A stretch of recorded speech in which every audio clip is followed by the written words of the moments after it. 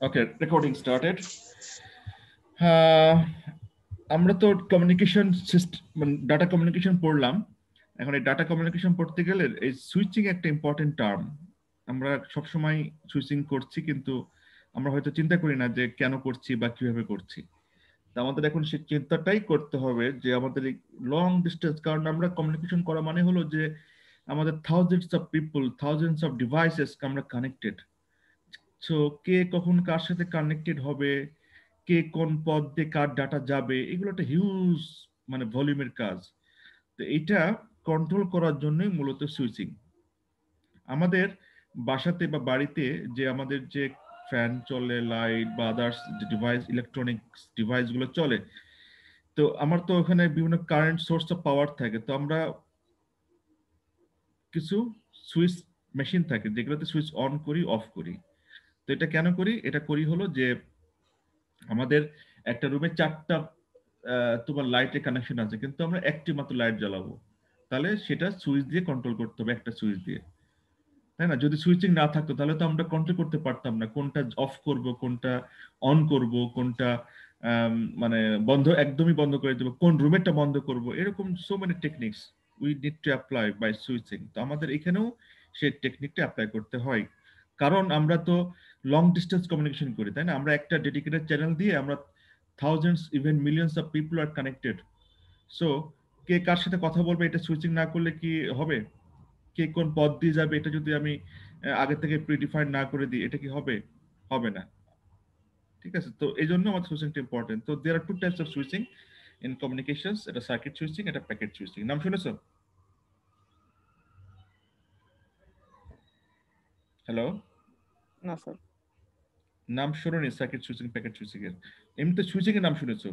Switching মানে হলো যে স্যার ডিরেক্ট করে দেওয়া। সুইচিং মানে হলো ডিরেক্ট করে দেওয়া, রাউট করে দেওয়া। এটাকে অফ করে এটাকে অন করে এই দিকে তার পথ ঘুরিয়ে দেওয়া। অনেক সময় ট্রাফিকরা কি করে, রাস্তার মোড়ে দাঁড়িয়ে গাড়ি ঘুরাই দেয়, এদিকে যাওয়া যাবে না, এদিক দিয়ে যাও। তো এটাও একটা সুইচিং। ঠিক আছে, তো আমরা একটু মোটিভেশনে যাই, ওভারভিউতে যাই। কারণ হলো সুইচিংটা এই কারণে দরকার বা প্রয়োজন বা ইম্পর্টেন্স, সেটা হলো networks are used to interconnect many devices. ঠিক আছে, কারণ আমাদের এই নেটওয়ার্কের সাথে অনেক ধরনের ডিভাইস ইন্টারকানেক্ট আছে। সো দ্যাটস ওয়াই আমাদের আসলে সুইচিংটা দরকার। এবং স্পেশালি দেখো এক্সাম্পল, এখানে লোকাল এরিয়া নেটওয়ার্ক কথা বলা আছে। লোকাল এরিয়া নেটওয়ার্ক কি, যে 100টা কম্পিউটার লাগানো থাকতে পারে, তাই না? সো এক্ষেত্রে অবশ্যই একটা হাব বা সুইচিং মেশিন লাগবে এগুলোকে ম্যানেজ করার জন্য। তারপরে লোকাল এরিয়া নেটওয়ার্কের কথা বাদই দিলাম, ওয়াইড এরিয়া নেটওয়ার্ক, অর্থাৎ আমাদের সারা শহরে বা সারা এলাকাতে আমাদের যে নেটওয়ার্ক আছে, তাহলে সেগুলো কিভাবে কন্ট্রোল হবে? অবশ্যই সুইচ লাগবে, সুইচ ছাড়া এগুলোকে কন্ট্রোল করা যাবে না। তো মূলত সুইচিং টেকনিকটা প্রথম মাথায় আসে হলো যখন থেকে টেলিফোন আবিষ্কার হয়েছে। টেলিফোন, টেলিফোন কি আবিষ্কার করেছে? Alexander Graham Graham Bell. Alexander Graham Bell. Graham Bell. So উনি একটা যুগান্তকারী আবিষ্কার করেছে। এটা যদিও আমরা জানি আমাদের স্যার জগদীশ চন্দ্র বসু ওনার মানে কন্ট্রিবিউশন আছে, তারপর রেডিও সিগন্যালে কন্ট্রিবিউশন আছে, রেডিও সিস্টেম তৈরি করাতে। এনিওয়ে, সো এই সুইচিংটা মূলত since the invention of the telephone, circuit switching has been dominant technology for voice communication. Voice communication বা কথাবার্তার যে যোগাযোগ ব্যবস্থা, সেটি টেলিফোন আবিষ্কারের পরে এই সার্কিট সুইচিংটি ছিল এই যোগাযোগ ব্যবস্থার হলো অন্যতম প্রধান টেকনোলজি। ঠিক আছে, তখন মূলত এটা দিয়েই এই কাজটা হতো। ওকে, বাট আফটার 1970, অর্থাৎ যখন থেকে ডিজিটাল সিস্টেম ডেভেলপ হতে শুরু করলো, তখন প্যাকেট সুইচিং অ্যাকচুয়ালি এটার জায়গাটা নিয়ে নেয়, বা প্যাকেট সুইচিং দিয়ে আমরা এই আমাদের ভয়েস কমিউনিকেশন বা এগুলো আমরা হ্যান্ডেল করতাম। ঠিক আছে, বা আমাদের যখন ভলিউম বেড়ে গেল, যোগাযোগ ব্যবস্থার যখন সাবস্ক্রাইবার বেড়ে গেল, ক্লায়েন্ট বেড়ে গেল, এরিয়া বেড়ে গেল, তখনই মূলত সার্কিট সুইচিং নিতে আমরা আসলে আর পারছিলাম না, বা এটা ফেলিওর। এটা কারণ এটা অনেক সময়ের বিষয়, কারণ সার্কিট সুইচিং টেকনোলজি যেভাবে কাজ করে, তাতে একটা কল এস্টাবলিশ করা, একটা কলকে টার্মিনেট করা, এগুলো ইট টেক্স টাইম। সো যখন হিউজ পরিমাণ সার্ভিস বেড়ে যাবে তখন কিন্তু সেই টাইম দিয়ে আমরা কুলোতে পারবো না, একটা মানে হযবরল অবস্থা হবে। এই জন্য মূলত আফটার 1970 প্যাকেট সুইচিং এটা ইন্ট্রোডিউস হয়। সো প্যাকেট সুইচিং আবার দুই প্রকার, একটি হলো ডাটাগ্রাম আর একটি হলো ভার্চুয়াল সার্কিট। ডাটাগ্রামটার এক্সাম্পল হলো আমরা বর্তমানে যে ইন্টারনেট ব্যবহার করি সেটি মূলত ডাটাগ্রাম সুইচিং, যেটি it's a part of packet switching. আর ভার্চুয়াল সার্কিটটা মূলত আমরা ডেডিকেটেডলি আমরা যখন কোনো লাইন ব্যবহার করি কমিউনিকেশন, তখন আমরা ভার্চুয়াল সার্কিট ব্যবহার করি। আমরা সব এক্সাম্পল পরে দেখবো আর কি। তাহলে মূল মোটিভেশনটা বোঝা গেল তো? জান্নাতুন নেশা,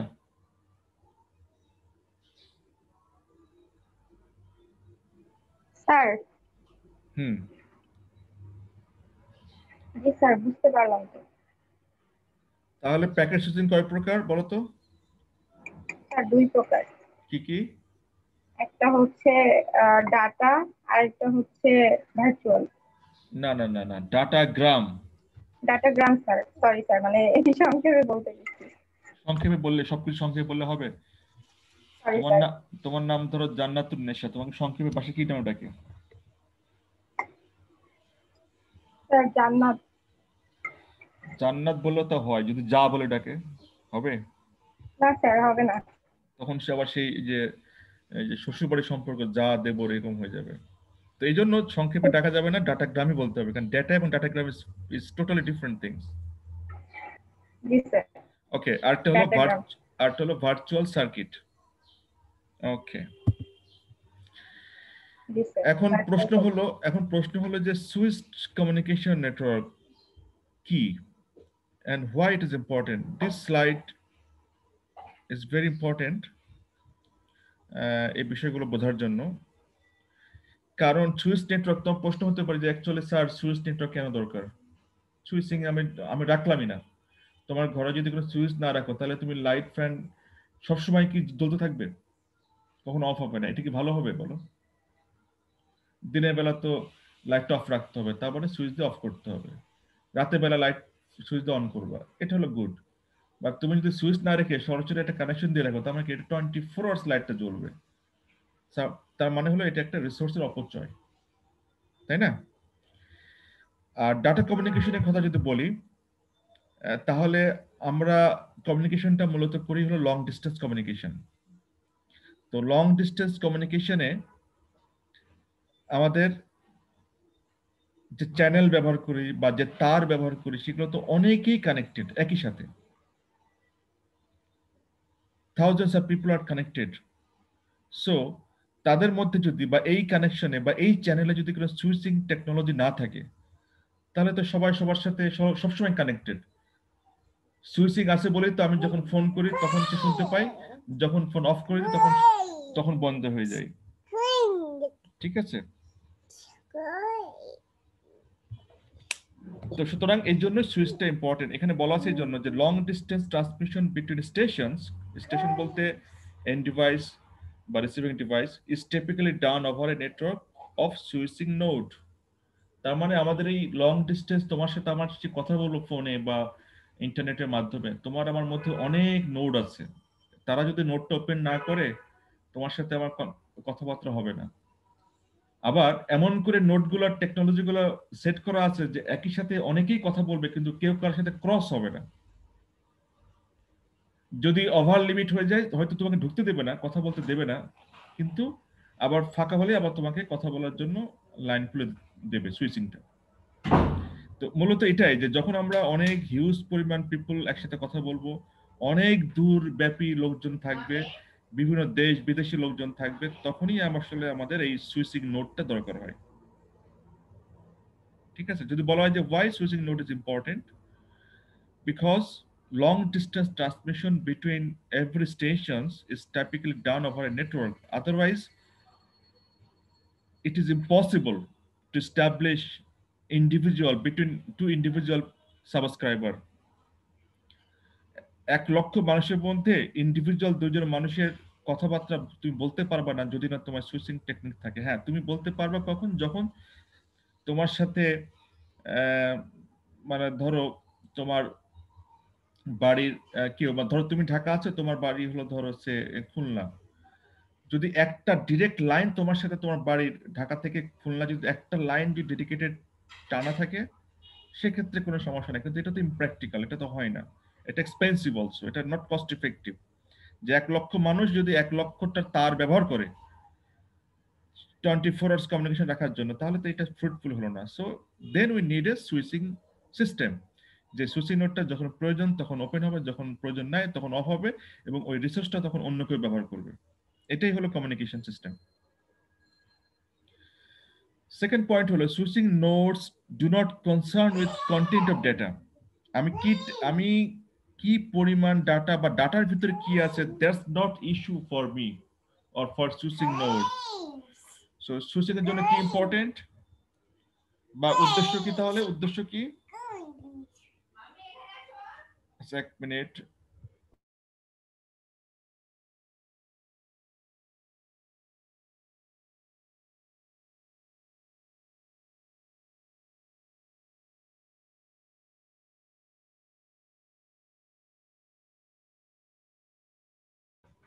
আচ্ছা, হ্যালো, শুনতে পাচ্ছ?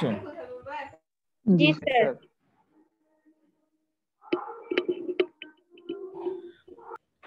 আমার পিচ্চি মেয়ে এই যে নতুন নতুন ইংরেজি শিখেছে, ঠিক আছে? গ্রিন একটা জিনিস নিয়ে এসে আমার কাছে বলছে green green. She is now 1 year and 11 months ঠিক আছে? খুবই দুষ্ট আজকালকার পোলাপান। স্যার বাবুকে দেখলে বোঝা যায় না স্যার যে বয়স এত কম। গ্রোথ মনে হয় অনেক ভালো স্যার। গ্রোথ বেশি হয়ে যাচ্ছে, লম্বা বেশি হয়ে যাচ্ছে। হ্যাঁ স্যার। 2019 ও না, মানে এক 1 বছর 11 মাস 10 দিন না 12 দিন বয়স হয়েছে। তার মানে এই 16 তারিখে ওর 2 বছর পূর্ণ হবে, জানুয়ারি 16 তারিখে। আচ্ছা, ঠিক আছে। তাহলে সেকেন্ড পয়েন্ট। হ্যাঁ হ্যাঁ, কি বলছো?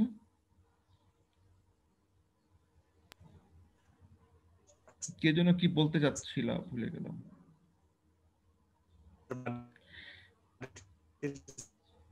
তোমার কথা ভেঙে যাচ্ছে। আচ্ছা হ্যাঁ, তোমার কথা ভেঙে যাচ্ছে।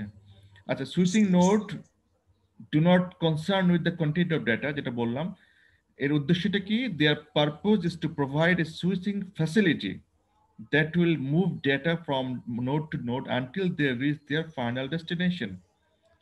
তার মানে হলো সুইচিং নোডের কাজ এটা না যে আমার ডেটা কি আছে, ডাটার ভলিউম, কি টাইপের data, that's not my concern. My concern is or my purpose is to provide facilities. কি ধরনের ফ্যাসিলিটি? যে আমার এই ডেটাটা এক নোড থেকে, এক সুইচিং নোড থেকে আরেক নোডে কিভাবে যাবে, এবং কিভাবে এভাবে যেতে যেতে ফাইনাল ডেস্টিনেশনে পৌঁছাতে পারবে, সেটি ফ্যাসিলিটেট করা হলে সুইচিং নোডের কাজ। তুমি যখন তোমার ঢাকা থেকে তোমার গ্রামের বাড়িতে যাও, বিভিন্ন নোড, কখনো পায়ে হেঁটে একটু সিঁড়িতে নেমে, কখনো রিক্সায় উঠে, কোনো বাসে উঠে, লঞ্চে উঠে, এই যে নোড টু নোড চেঞ্জ করছো, অর্থাৎ তোমার সাথে একজন গাইড আছে, সে তোমাকে গাইড করছে, তুমি এখন এভাবে যাও, এভাবে ওঠো, এভাবে নামো, ঠিক আছে? অর্থাৎ এটা হলো node to node, the switching node will facilitate, okay, for moving from node to node. এটা হলো সুইচিং নোডের কাজ, ফ্যাসিলিটেট করা। তাহলে যদি তোমাকে প্রশ্ন করা হয় যে সুইচিং নোডের কাজ কি বা সুইচিং কাজ কি, সুইচিং এর কাজ হলো to facilitate data to move from node to node until they reach their destination. Clear?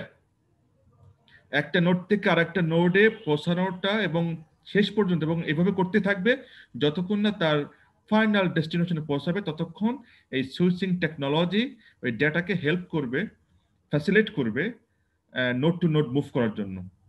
ঠিক আছে? তাহলে a collection of nodes and connections forms a communication network. তাহলে এটাই হলো মূল কথা, যে আমাদের কমিউনিকেশন নেটওয়ার্কের মধ্যে কি আছে? Collection of node and connections. Node এবং কানেকশনস, এটি হলো আমাদের communication network. And the last line is the most important line in this slide. In a switched communication network, data entering the network from a station are routed to the destination by being switched from node to node। যে কথাটা একটু আগে এর আগের লাইনে বলেছিলাম সেই কথাটাই ফর্মালি বলা আছে যে রাউটেড করা, রুট করা। কে কোন দিকে যাবে, একজন ম্যানেজার থাকে বসে, সে হলো কে কোথায় বসবে, কোন রুম ফাঁকা আছে, এগুলো ম্যানেজ করে। তো এরকম সুইচিংটা রাউট করে কোন রুট ফাঁকা আছে, কোন রুটে গেলে আমার ডেটাটা সহজেই পাস হয়ে চলে যাবে, কোন রুটে গেলে আমার ডেটাটা দ্রুত তার ডেস্টিনেশনে পৌঁছে যাবে, কোন রুটটা ফাঁকা, মানে মানে বেসিক্যালি দেখা হয় রাউটেড করা হয় হলো বেসিক্যালি যে সুইচিং, আমরা যে এখন বর্তমানে সুইচিং ব্যবহার করি, সুইচ ডিভাইস হাব, সুইচিংটা মূলত ইন্টেলিজেন্ট ডিভাইস। এটি দেখে যে কোনটা কোন চ্যানেলটা লোড কম আছে, ঠিক আছে, ব্যান্ডউইথ ফাঁকা আছে কোনটাতে, এটা দেখে কিন্তু সে রাউট করে, ঠিক আছে। সো এটি হলো তার কাজ। In a switch communications network, data entering the network from a station are routed to the destination by switched from node to node. যদি তোমাকে প্রশ্ন করা হয় what is the difference between hub and switch, তোমরা দেখেছো তোমাদের ল্যাবে, তোমরা যদি একটু খেয়াল করে দেখো যে হাবও আছে সুইচও আছে। হাবের কাজ কি, সুইচ, হাব হলো জাস্ট কানেক্টিভিটি দিচ্ছে, আর সুইচ হলো not only connectivity, switch also intelligently manage the data route, the data, the volume of data and routed the data. অর্থাৎ ইন্টেলিজেন্টলি মানে হ্যান্ডেল করে বলছে আমার 5টা লাইন আছে, দেখা যাবে যে 4টে লাইন বিজি, মানে ফুল, একটা লাইন ফাঁকা আছে। সো যে গাধা সে ওই যেটা বিজি লাইন তার মধ্যে দিয়ে যাওয়ার চেষ্টা করবে, বা যে ইন্টেলিজেন্ট যে লাইনটা ফাঁকা আছে সেদিক থেকে সে ঘুরে যাবে। তো সুইচ মূলত এই কাজটা করে, ঠিক আছে।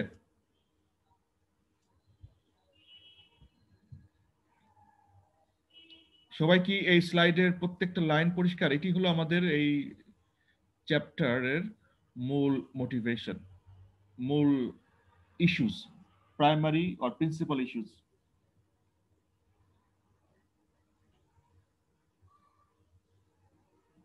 ক্লিয়ার? এই কেউ রেসপন্স না করলে আমি কেমনে করি, কি বলবো? জি স্যার, জি স্যার, ক্লিয়ার। দেখতে হবে স্যার। হ্যাঁ অবশ্যই দেখতে হবে, মানে মোটামুটি এখন যা বললাম তার মধ্যে মানে তোমরা মানে বুঝতেই হবে। আর বাকি যদি কোনো কিছু খটকা থাকে সেটা তো বই পড়ে বা বাসায় পড়ে এটা করতে হবে। এবং এই আমি আবারও বলছি যে এই ধরনের চ্যাপ মানে আই মিন এই ডাটা কমিউনিকেশনটা is very very important, not only to pass your exam also, but also to get pass in your professional examinations.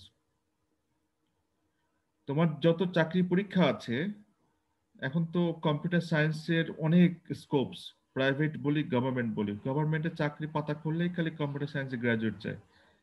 So মানে তোমাকে সেখানে কম্পিটেন্ট হতে হবে, মানে আই মিন মানে যোগ্যতার স্বাক্ষর রাখতে হবে, যেটা সোজা বাংলা কথায়। তো এটা রাখতে গেলে তোমাকে যেসব কোর্স মোটামুটি ভালো জানতে হবে, পড়তে হবে, তার মধ্যে data communication one of them. তুমি ব্যাংকের চাকরি বলো বা এমনি সরকারি চাকরি, অন্যান্য চাকরি বলো, বা সহকারী প্রোগ্রামার, অ্যাসিস্ট্যান্ট প্রোগ্রামার যাদের বলি আমরা, ক্লাস 1 অফিসার, সব চাকরিতে কিন্তু এই ডাটা কমিউনিকেশন থেকে হিউজ কোশ্চেন আসবে। সুতরাং তোমাদের এটা খুব ভালোভাবে পড়তে হবে, ফ্রাউজেনের বই এবং এই স্ট্যালিংসের বই। এটি একটা। নাম্বার 2 হলো তোমাকে ডাটা স্ট্রাকচারটা ভালো জানতে হবে, কারণ এখান থেকে প্রচুর প্রশ্ন আছে পরীক্ষায়, ডাটা স্ট্রাকচার।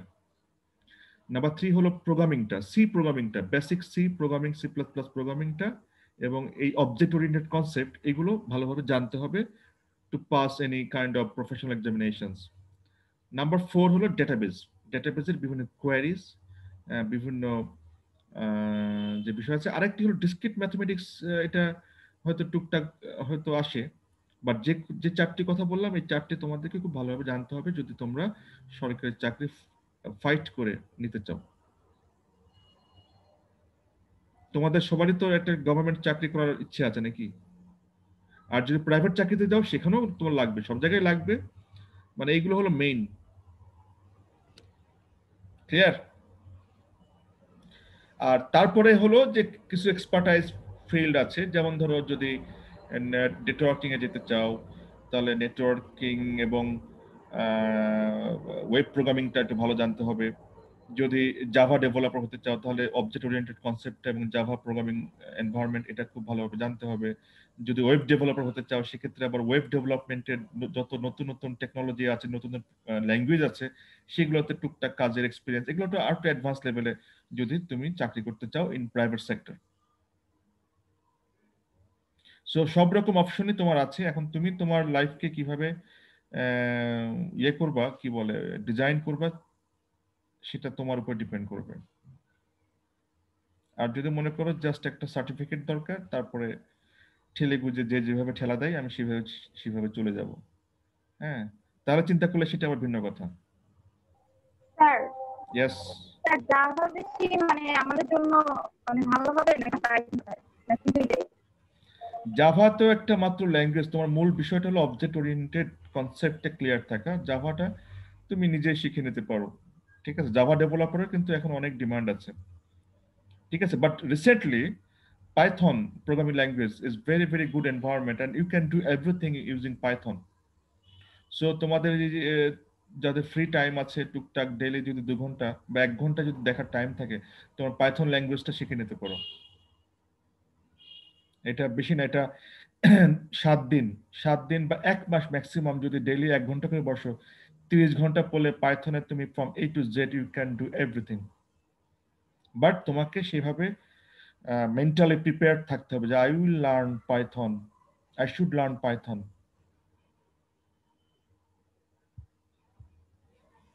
কারণ কম্পিউটার সায়েন্স এমন একটা সাবজেক্ট, শুধু কম্পিউটার, আইসিটি, এগুলো হলো যে তোমার স্কিলের উপরে তোমার চাকরি ডিপেন্ড করে। শুধু সার্টিফিকেট দিয়ে তোমার চাকরি হবে না, স্কিল হলো ইম্পর্টেন্ট। এবং এই স্কিলটা কন্টিনিউয়াস পড়াশোনার মধ্যে থাকলে স্কিলটা এমনি আসবে। এটার জন্য আবার তুমি যদি 6 মাস বসে থাকো, কোনো পড়াশোনা না করো, হঠাৎ করে তুমি পড়তে বসলা, তাহলে এই শুধু কম্পিউটার সায়েন্স কেন, বাংলা, ইংরেজি, বাংলা বা ইতিহাস বা সমাজ বিজ্ঞান, এসব সাবজেক্টও তোমার কাছে কঠিন মনে হবে, ঠিক আছে। সো এভাবে একটু নিজেকে মোটিভেট করো, হ্যাঁ। খুব বেশি শ্রম দেওয়ার দরকার নাই, শুধু চোখ কান খোলা রাখতে হয় আর সময়ের কাজ সময় করতে হয়। আর হলো যখন পড়তে বসবা 2 ঘন্টা বা 3 ঘন্টার জন্য ডেইলি একটা টাইম যদি বের করে নাও, 3টি ঘন্টা আমি একদম পারফেক্টলি পড়াশোনা করব, তাহলেই তোমার সবকিছু সহজ হবে। আর তুমি পড়তে বসলা, তারপরে তোমার ফ্রেন্ড ডাকলো, অমুক চ্যাটিং শুরু করলা, সিনেমা দেখা শুরু করলা, হ্যাঁ, এতে করে কিন্তু সেই 3 ঘন্টা মানে 3 সেকেন্ডের কাজও করবে না। সো মেন্টালি তোমাকে রিজিড হতে হবে, রিজিড।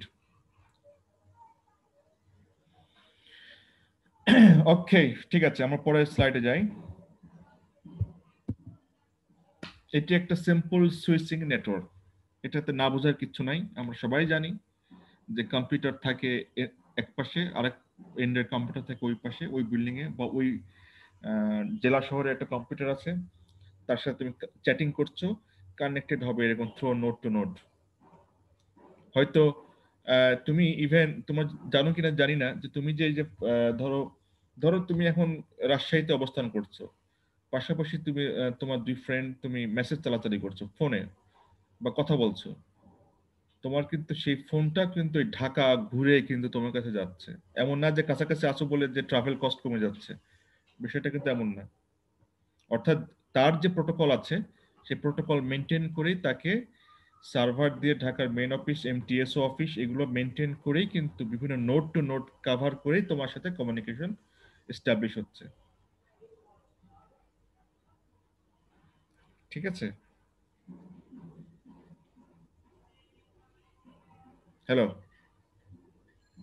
ধরো তোমরা পাশাপাশি 2জন বন্ধু ফোনে কথা বলছো তোমার দুজনের সাথে, হ্যাঁ, মানে তোমার কি ধারণা এরকম ছিল যে এই পাশাপাশি যেহেতু 2টা ফোন আছে তার মানে দে আর ভেরি গুড কানেকশন থাকবে এরকম, বা সময় কম লাগবে এস্টাবলিশ হতে, এরকম কি হয়?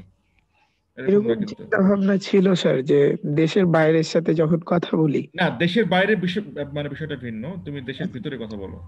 দেশের বাইরে গেলে তো তোমার তখন স্যাটেলাইট কমিউনিকেশন লাগবে, সুতরাং সেটা ভিন্ন কথা। এক্ষেত্রেও স্যাটেলাইটের লাগছে না, মানে বাংলাদেশের না মধ্যে। না না, বাংলা মানে within the country you don't need it satellite communication system. তোমার সেখানে পয়েন্ট টু পয়েন্ট কমিউনিকেশন, মানে এগুলাই ইম্পর্টেন্ট। অর্থাৎ টাওয়ার আছে বিভিন্ন জেলা টু জেলা, বিভিন্ন উপজেলা টু উপজেলার যে পয়েন্ট টু পয়েন্ট কমিউনিকেশন, সে পয়েন্ট টু পয়েন্ট কমিউনিকেশন হয়ে সেখান থেকে আবার লোকাল যে এমটিএস অফিস আছে তাদের টাওয়ারে সে সেল আকারে স্প্লিট করবে। ঠিক আছে। আর তুমি যদি ভিওআইপি ব্যবহার করে যদি তুমি ফোনে কথা বলো, সেক্ষেত্রে হয়তো বা একই জন দুজন একই সাথে আছো, কিন্তু সেক্ষেত্রে আবার দেশের বাইরে নেটওয়ার্ক ব্যবহার হতে পারে, বা ইভেন স্যাটেলাইট নেটওয়ার্কও ব্যবহার হতে পারে, সাবমেরিন কেবলে যেটা। কারণ ভিওআইপি সার্ভার যদি থাকে দুবাইতে, তোমাকে সে দুবাই হয়ে আসতে হবে বা সিঙ্গাপুর হয়ে আসতে হবে। ঠিক আছে। দেখ, এগুলো কম্পিউটার নেটওয়ার্কিং অথবা তোমার মোবাইল টেলিফোনি কোর্স থাকলে তোমাদের আরো ক্লিয়ার হতো যে কিভাবে অ্যাকচুয়ালি কমিউনিকেশন গুলো এস্টাবলিশ হচ্ছে। বাট শুধু একটা কথা মনে রাখবা যে পাশাপাশি মোবাইল ফোন থাকা মানে এই না যে you are closely connected. You are connected through your main server office. Server যেখানে আছে সেটার মাধ্যমে কানেক্টেড তুমি।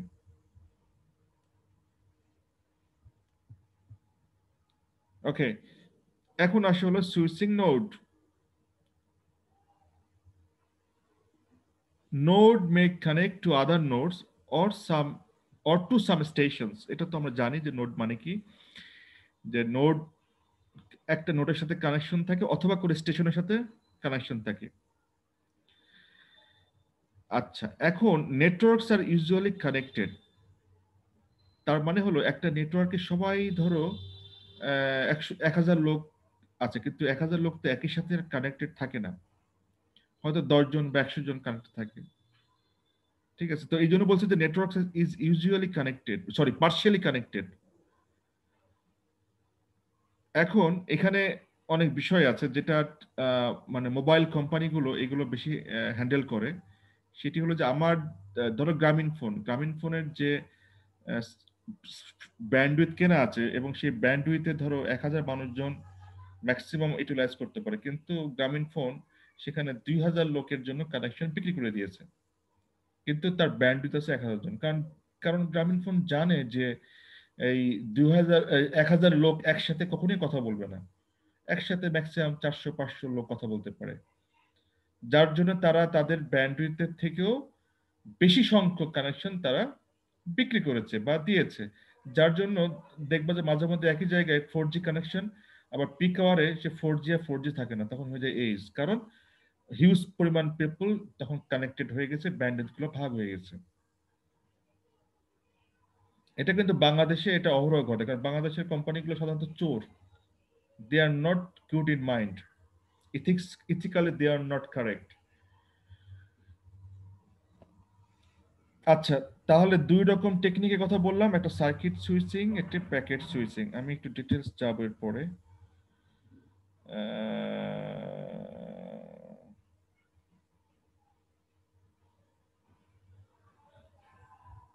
আচ্ছা, সার্কিট সুইচিংটা হলো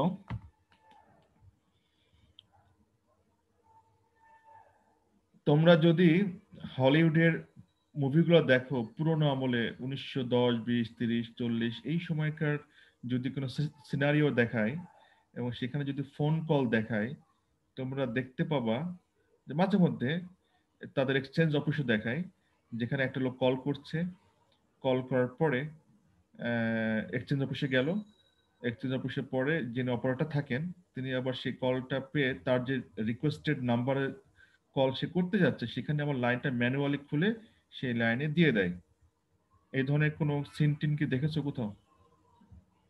সাধারণত মহিলারা এই এক্সচেঞ্জ অফিসে চাকরি করত। তোমরা কি দেখিনি স্যার। হলিউডের মুভি টুভি দেখো না? স্যার আরেকবার বলবেন?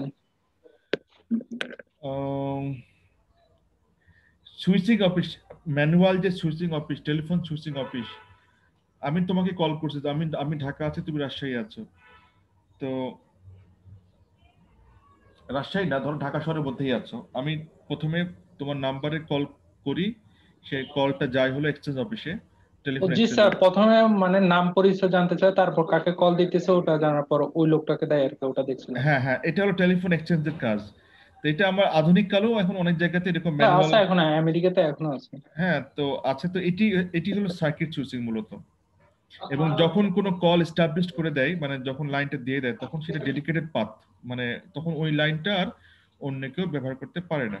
জি স্যার, ও হয় কি স্যার, যেমন আমি যার কাছে এর নামটা যদি না বলতে পারি তাহলে কিন্তু তার আবার লাইন কানেকশন দেয় না, যার কারণে এটাতে হয় কি সুবিধাটা হচ্ছে হ্যারাসমেন্টটা কম হয় আর কি, কেউ হ্যারাসমেন্ট করতে পারে না আর কি এগুলাতে।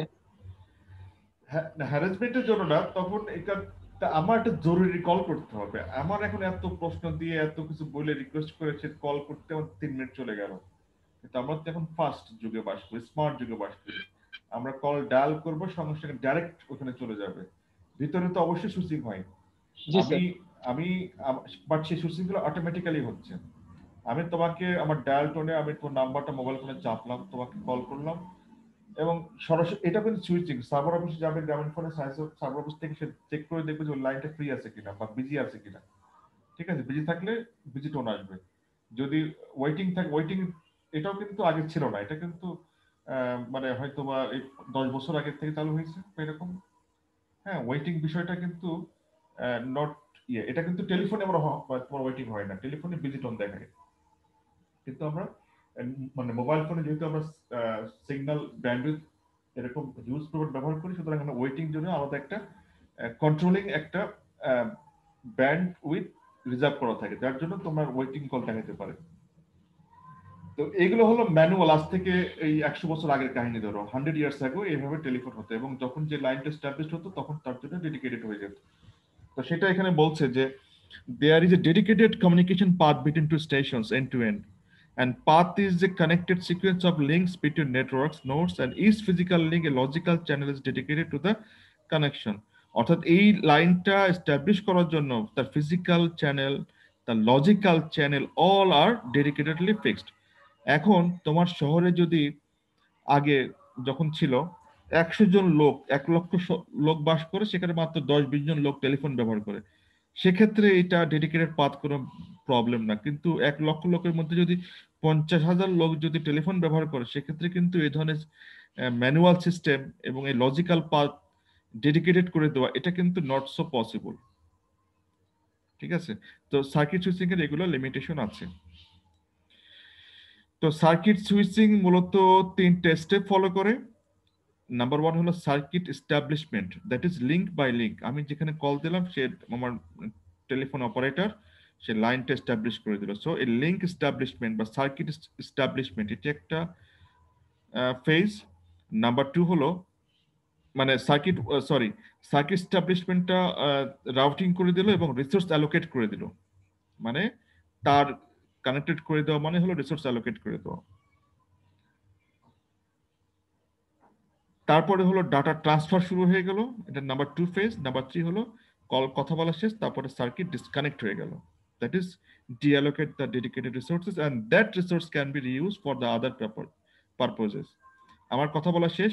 ধরো আগে যেটা হতো, আমার মনে আছে ছোটকালে, ওই অনেক ছোট, আমি স্কুলে পড়তাম, আমার বাবা আমার তখন কোনো একটা কাজে 6 মাসের ট্রেনিং এ তোমার ঢাকাতে আসছিল। তো ফোন করতে হতো, যেরকম ফোন লাইনটা ফ্রি আছে কিনা তার জন্য আধা ঘন্টা ওয়েট করতে হতো। ঠিক আছে, তারপরে সে লাইনটা এস্টাবলিশ হতো। তো এগুলো হলো অ্যাকচুয়ালি সেই ম্যানুয়াল যুগের কথাবার্তা। ওকে, এবং একজনের কথা বলা শেষ, তখন লাইনটা ফ্রি হলো, তখন আরেকজন কথা বলতে পারবে, মানে রিইউজ করা যায় বা এরকম সিস্টেম তখন ছিল না। স্যার কাস্টমার কেয়ার গুলাতে তো এরকম হয়। হ্যাঁ, কাস্টমার কেয়ার তুমি ফোন দাও, তোমার ওই যে বসে থাকতে, হ্যাঁ। তোমার রিংটোন বিজি আছে বিজি আছে, কারণ দে আর রেডি টু সার্ভ ইউ, তারা তোমাকে সার্ভ করবে। হয়তো 10 জন বসে আছে, বাট 100 জন একসাথে কল করেছে, তারা ঢুকবে না, তাহলে বিজি টোন পাবা তারপর এক সময়। বিশেষ করে ব্যাংকের ইয়েতে ফোন করলে এটা বেশি হয়। মানে আমার এক্সপিরিয়েন্স হলো ব্যাংকে, গতকালও আমি যে ব্র্যাক ব্যাংকে ওই যে 1661 ফোন দিয়েছি, ঘুরছে প্রায় 15 মিনিট 20 মিনিট ধরে, মানে আছেই। হ্যাঁ, তারপরে আমি আমার প্রায় সেই 30 টাকা তোমার কি বলে তারও বেশি, মানে মানে আমার টাকা শেষ হয়ে গেল ফোনে, কিন্তু তাদের ওই বিজনেস শেষ হয় নাই। ঠিক আছে, আচ্ছা শোনো, আমি আজকে তোমাদের এই পর্যন্তই পড়াতে চাচ্ছি। নেক্সট উইকের নেক্সট ক্লাসে এটা শেষ হয়ে যাবে এবং তোমাদের কোর্সও শেষ হয়ে যাবে। এবং আমি নেক্সট ক্লাসেই তোমাদের সিটির বিষয়টা ক্লিয়ার করব, কবে কখন কিভাবে সিটি নেব, অ্যাসাইনমেন্ট নিব কিভাবে, ঠিক আছে, অর্থাৎ এই থার্সডেতে। আর হলো তোমাদের আগে থেকে আমি ঘোষণা দিচ্ছি, সেটি হলো 13 তারিখ থেকে তোমাদের পরীক্ষা। আমি 10 তারিখে রবিবারে তোমাদের আমি ফাইনাল অ্যাসাইনমেন্টটা আপলোড করব 10 জানুয়ারি। টাইমটা একটু বাড়াই দিলে ভালো হয়, মানে আমাদের টাইম আমাদের ফাইনাল ল্যাব গুলো 9 তারিখের ভিতরে শেষ হবে। হ্যাঁ, এই জন্য 10 তারিখের মধ্যে, 10 তারিখ বা 11 তারিখ। কিন্তু স্যার একটু প্রিপারেশন তো নিতে হবে, আমরা তো এখন তুমি ল্যাবের জন্য অনেক ঝামেলায় আছি স্যার। তুমি ল্যাবের জন্য কি পরিমাণ সময় দিবা? তোমার সেকশন বি কিন্তু বলেছে ওকে, সরি 10 তারিখে না, 11 তারিখে, 11 তারিখে, ঠিক আছে। 11 তারিখে আমি অ্যাসাইনমেন্টটা আপলোড করব, 11 তারিখ বিকালে। তুমি যা পড়াশোনা করার এখনই টুকটাক পড়ে রাখবা। একটা পরীক্ষার আগে একদিন ছুটি এনাফ। একদিন পড়লে একটা কোর্স পুরো পড়া যায়, মানে আমাদের এক্সপিরিয়েন্স তাই বলে। তোমার তো মিড টার্মে পড়তে হচ্ছে না, তোমার তো অনেক লিমিটেড পড়াশোনা করো। আমাদের মধ্যে হলে তাহলে কি করতাম? পুরো 1 বছরের পড়া একবারে পড়ে একদিন ছুটি নিয়ে পরীক্ষা দিতে হয়েছে পুরো কোর্স। তাহলে কি আমরা কি বেশি স্ট্যামিনা নিয়ে আসছি নাকি বলো তো? আমাদের সময় তোমাদের সময় তো কোর্স পরীক্ষা না দিলেও আবার রিটেক দিতে পারো। আমাদের সময় একটা ইয়ারের একটা পরীক্ষা বাদ গেলে বা খারাপ হলে তার টোটাল বছরটাই নষ্ট, আবার 1 বছর, মানে রিটেক দেওয়ার কোনো সুযোগ ছিল না। ধরো ওই দিন কোনো কারণে সে অসুস্থ, সে পরীক্ষা দিতে পারলো না, তার মানে কি ওই পুরো ইয়ার সে ফেল, রিটেক দেওয়ার সুযোগ নাই। পরবর্তী জুনিয়র ব্যাচের সাথে আবার 1 বছর ধরে পড়ে পরীক্ষা দিতে হতো, বুঝছো? এবং ওই পুরো কোর্সের পরীক্ষা, কোনো মিড টার্ম নাই। তোমার তো মিড টার্ম হয়ে অর্ধেক পড়াশোনা শেষ, তোমার তো বাকি যে 3-4টা সারাদিন 24 ঘন্টা টাইম, তুমি 6 ঘন্টা বাদ দিয়ে 18 ঘন্টা পড়লে কি এটা এনাফ না? মাত্র মিডের পরে 4টি চ্যাপ্টার পড়ানো, 4টা চ্যাপ্টার পড়তে 4 ঘন্টা সর্বোচ্চ লাগে খুব ভালোভাবে পড়লে। আমি ধরলাম 6 ঘন্টা, তো 6 ঘন্টা তুমি সময় পাবা না 9 তারিখের পরে? হ্যালো, জি স্যার। পাবা তো। তুমি এত ভয় পাচ্ছ কেন? তুমি তো strong, as I know. Okay sir. Great, good. সবাই ওর জন্য একটা হাততালি দাও। স্যার কি সে চ্যাটে? স্যার আপনি আপনার জন্য দিতে হবে স্যার, এত সুন্দর করে বুঝাইছেন।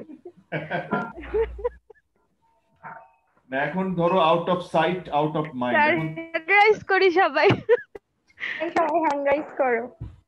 না, হ্যান্ড রাইজ করতে শোনো, out of sight out of mind. যেহেতু তোমরা এখন আমার সামনে নাই, তোমাদেরকে এখন সামনাসামনি পাচ্ছি না, ক্লাসরুমে পাচ্ছি না, এখন এই দূরে থেকে বিভিন্ন দিন বিভিন্ন জায়গায় আছো, এভাবে কানেক্টেড, এটা একটা এমার্জেন্সি সিচুয়েশন। এখানে অনেক কিছুই আমাদেরকে একটু মেনে নিতে হবে, কষ্ট হবে। তোমার কষ্ট হচ্ছে, আমার কষ্ট হচ্ছে। এই যে আমার মেয়েটা এসে আমাকে পিছিয়ে এসে জ্বালাচ্ছে, এটা তো আসলে হয় না। ক্লাসরুমে থাকলে কি হয়? মানে আমাকে ওইখানে চ্যালেঞ্জ ফেস করতে হচ্ছে, বুঝতে পারছো? বাসায় থাকলে এটা একটা প্রবলেম, মানে ঠিক আছে। এনিওয়ে, আমরা সবাই মিলেই একসাথে যে কোনো চ্যালেঞ্জ মোকাবেলা করব। এবং তোমাদের যদি তার থাকে, মানে ভালো করার ইচ্ছা থাকে, তোমাদেরকে কেউ আটকাতে পারবে না। আর তোমাদের যদি কোনো মানে অলৌকিক ক্ষমতায় যদি তোমাদের বিশ্বাসী হও, যাই পড়বো না আমার, তারপরে আমার রেজাল্টটা ভালো যেন হয়ে যায়, আল্লাহর কাছে দোয়া করবো। হ্যাঁ, তাহলে কি হবে? না স্যার, না পড়তে স্যার, হবে। সম্ভব না। আল্লাহ আল্লাহ বলেছে যে চেষ্টা করতে হবে, তারপর দোয়া করবো। হ্যাঁ স্যার, সম্ভবই না দুটাই স্যার। লাগবে স্যার। আচ্ছা, তো আমি একটু লাইনে থাকো, আমি আমার রোল কলটা করার জন্য কাগজপত্র আমার মেয়ের জন্য, আমার মেয়েটা পিচ্চিটা খাতা আর কলম পাইলে মোটামুটি সে পাগল হয়ে যায়। ওইটা আমি একটু নিয়ে আসি ওইটা।